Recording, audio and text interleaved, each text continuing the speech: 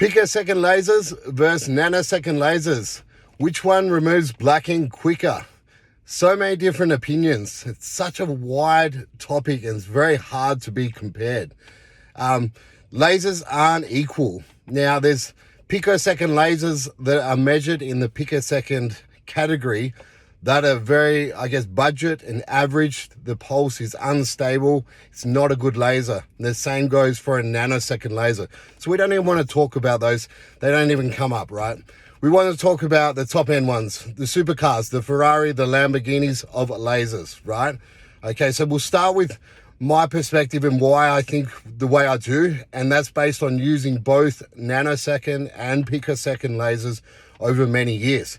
Now, we started off with the Quanta Q+C, which is a nanosecond laser, which was the best one. We had 3 before that, but the Q+C was definitely the best. It was a 6 nanosecond laser.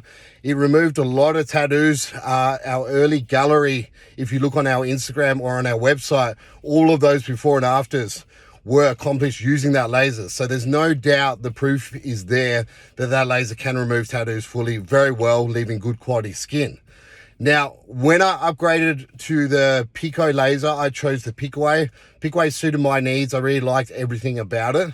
And honestly, when I first started using it, we put it into line, it was like I put a bigger turbo onto my car for all the car guys out there. It had so much more top end. At the top of tattoo removal, say when the tattoo is very faded, it would just blow that ink away, as in like a very faded tattoo that was struggling when we were using the nanotechnology. We're doing session after session, not seeing much fade. It was very ghostly looking, shadow-like. You would do 1 or 2 Pico passes with the Pico way, and the ink would just be gone. It would leave perfect skin there. So top end, it blew the nanosecond laser away. There was no arguments there. Now, at the time, there was a theory that you needed nanosecond technology on thick, saturated black tattoos first to break up the ink better than a Pico could, and then you bring your Pico in later on to finish the job off. Okay, so I kept my nanosecond laser for a fair while, and I did that theory. We did that protocol. We used nanosecond first, which worked well. We threw picosecond in, worked very well. But the thing is, I did the testing with the picosecond as well. On those saturated inks, sometimes the picosecond was actually outdoing the nanosecond, or staying with the nanosecond, they were pretty even. But as soon as it got going, as soon as it spooled up, the Pico would run straight past the nano laser.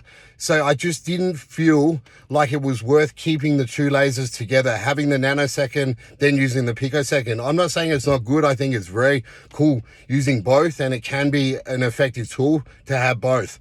But with the Pico, I think the better you get with it, you learn how to deal with those really heavy, deep, saturated black inks. And there's protocols that work very well. And I think they can work just as well as what a nanosecond laser does down low, and then run away from it up top. So it's definitely better up top. And then on lighter inks like fine line, shade, cosmetic inks, the Pico was just so much better. It was crazy, the difference there. And we do a lot of cosmetic ink. We do like 4 or 5 brows a day. So the Pico definitely much better in that regard. Again, that's just a tool.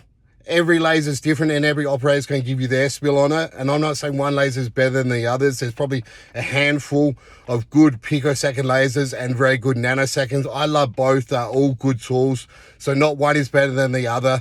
But again, it all comes down to the operator. Look at the before and afters. Before and afters are what give you the end result. Can that operator achieve what you want out of yours? So that's my spill on Pico nanosecond.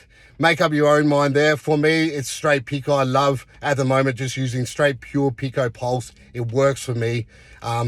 Yeah, there it is. Thank you.